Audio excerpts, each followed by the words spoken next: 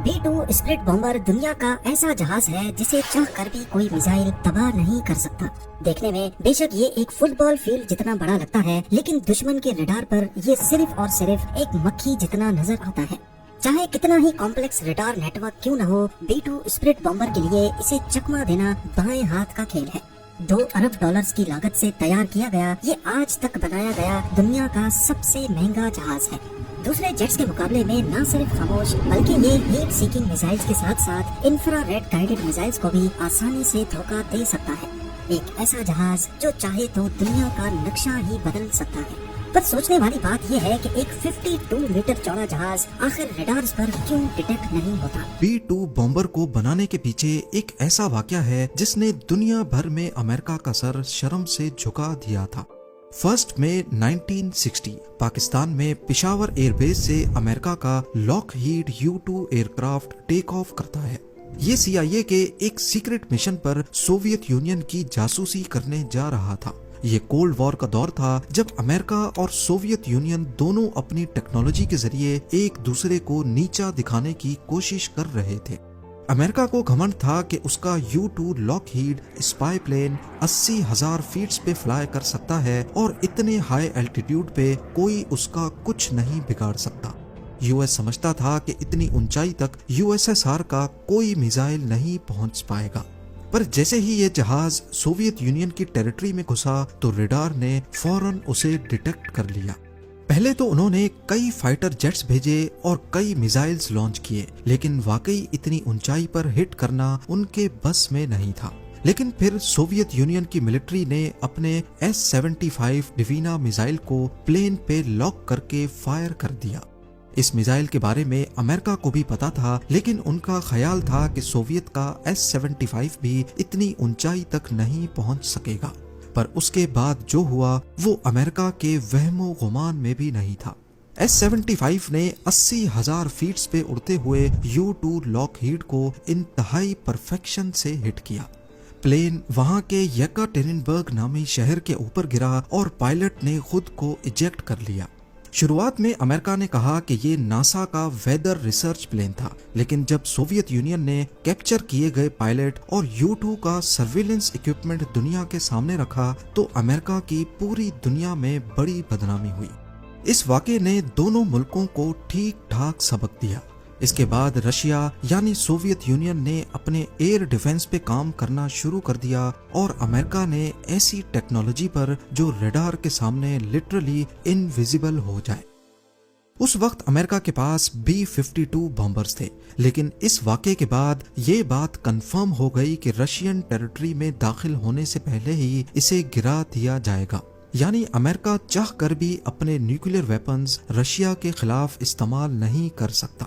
और फिर 1976 तक USSR ने ऐसे सरफेस टू एयर मिसाइल बनाए जो 100 किलोमीटर दूर तक भी एयरक्राफ्ट को गिराने की सलाहियत रखते थे, जिनमें S-300 भी शामिल थे। इस वक्त USSR का एयर डिफेंस इतना स्ट्रांग हो गया कि अमेरिकन एयरफोर्स के एक जनरल ने कहा कि सोवियत यूनियन में अपना B-52 बॉम्बर भेजना ऐसा ही है जैसे मक्खी के छत्ते पर पत्थर मारना। यही वो वक्त था जब अमेरिका ने 1978 में एडवांस टेक्नोलॉजी बॉम्बर यानी ATB प्रोग्राम लॉन्च किया। इस प्रोग्राम का मकसद एक ऐसा बॉम्बर प्लेन बनाना था जो सोवियत यूनियन की टेरिटरी में जाए, उनके रडार्स के सामने बॉम्ब्स गिराए और बिना नोटिस हुए वहां से निकल जाए। अमेरिका की ये तमाम रिक्वायरमेंट्स पूरी की B-2 बॉम्बर ने, जिसकी पहली फ्लाइट 1989 में हुई, लेकिन दुनिया को ये 1997 में दिखाया गया। B-2 की सबसे बड़ी खासियत उसकी रडार से बचने की सलाहियत है। इस एयरक्राफ्ट का एक एक कोना ऐसे डिजाइन किया गया है कि जब रडार के सिग्नल्स इस पर पड़ते हैं तो वो वापस रडार तक नहीं पहुंच पाते, यानी उन सिग्नल्स की डायरेक्शन बदल जाती है। और इसी वजह से इसके डिजाइन में सिर्फ विंग्स हैं, ना फ्यूजलाज और ना ही टेल। नॉर्मल एयरक्राफ्ट्स में लगी ये वर्टिकल टेल फिन बड़ी आसानी से रडार में डिटेक्ट हो जाती है। एयर डिफेंस सिस्टम में लगे रडार्स का बहुत बड़ा नेटवर्क आपस में कनेक्टेड होता है और ये रडार्स आसमान में हर तरफ ऐसे सिग्नल्स भेजते हैं कि कोई एक कोना भी अनडिटेक्टेड ना रह जाए। ये सिग्नल्स नॉर्मली प्लेन की बॉडी से रिफ्लेक्ट होकर वापस रेडार की तरफ जाते हैं और ऐसे उसकी मौजूदगी रेडार में रिकॉर्ड हो जाती है।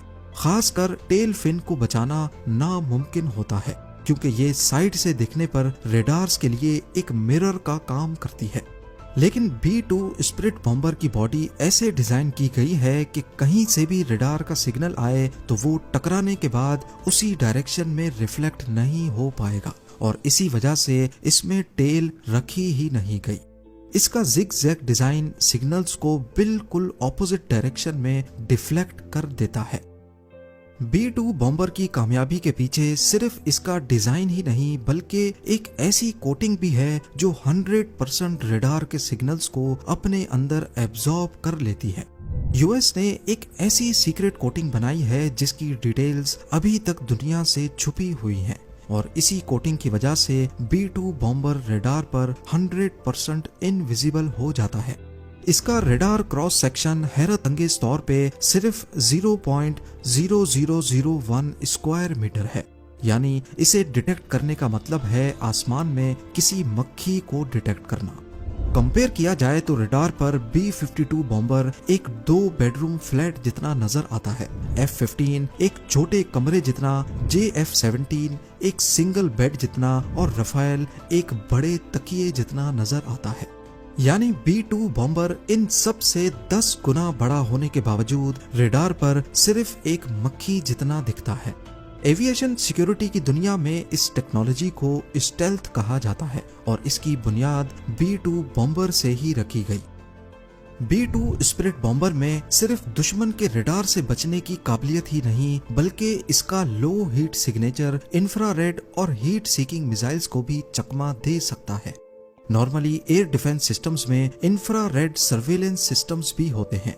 ये सिस्टम जेट के पीछे से निकलने वाली हीट को डिटेक्ट करके कंफर्म करते हैं और फिर मिसाइल सिस्टम उसी हीट सिग्नेचर पर लॉक किया जाता है।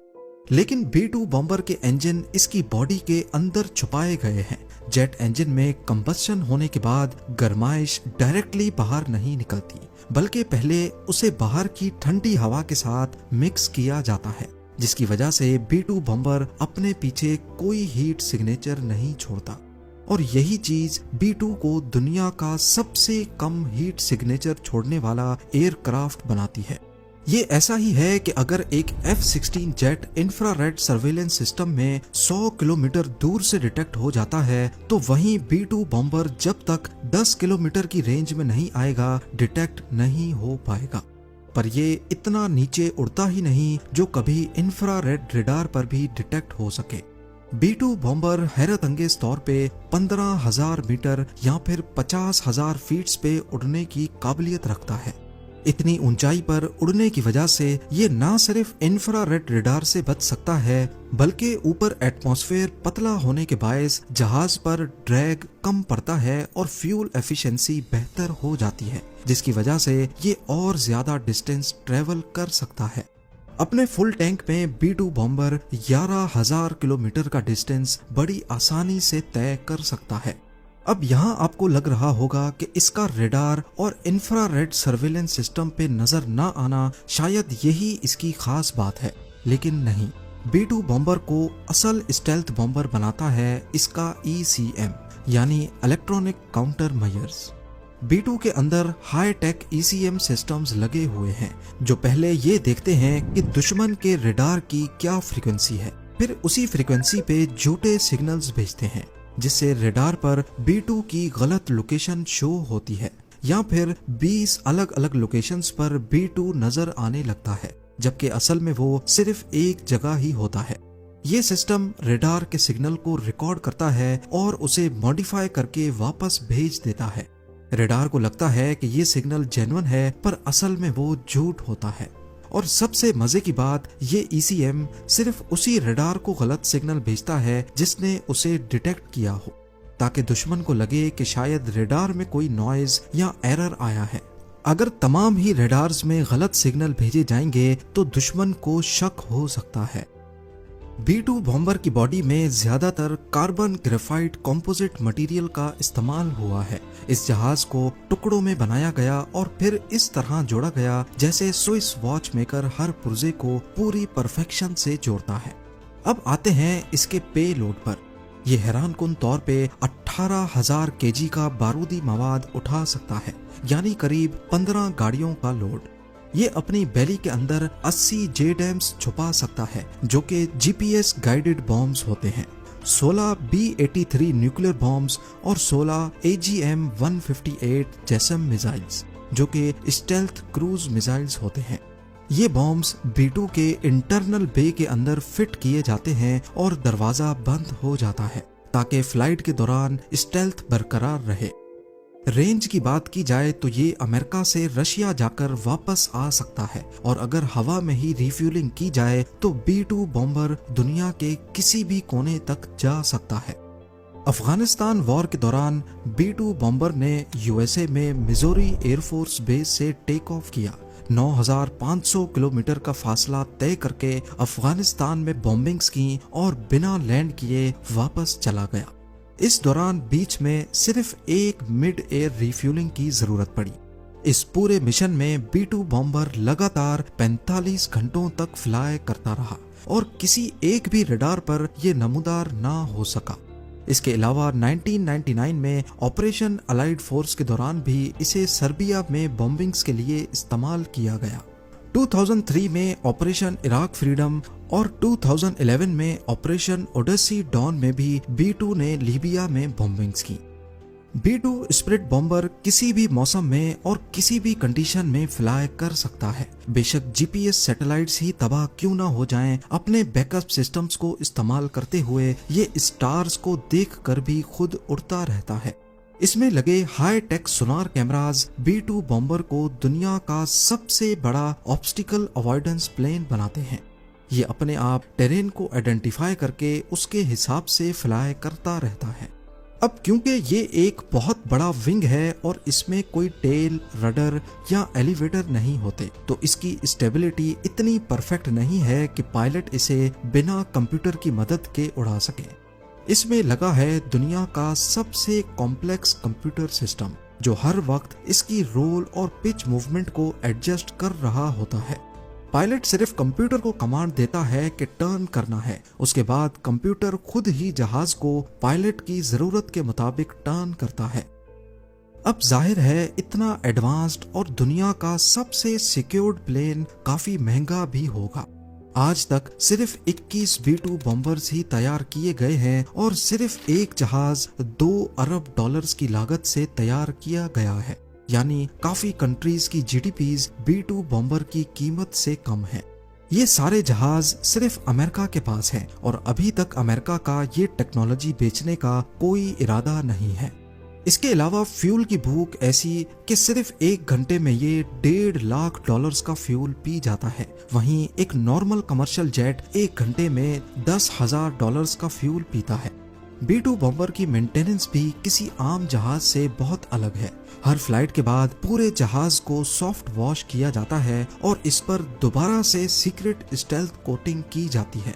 पूरी बॉडी के हर कोने का चेकअप होता है कि कहीं कोई छोटा सा भी सुराख या डेंट तो नहीं है, क्योंकि अगर इसकी बॉडी में एक मच्छर जितना भी डेंट पड़ गया तो ये अपनी स्टेल्थ बरकरार रखने की काबिलियत खो सकता है।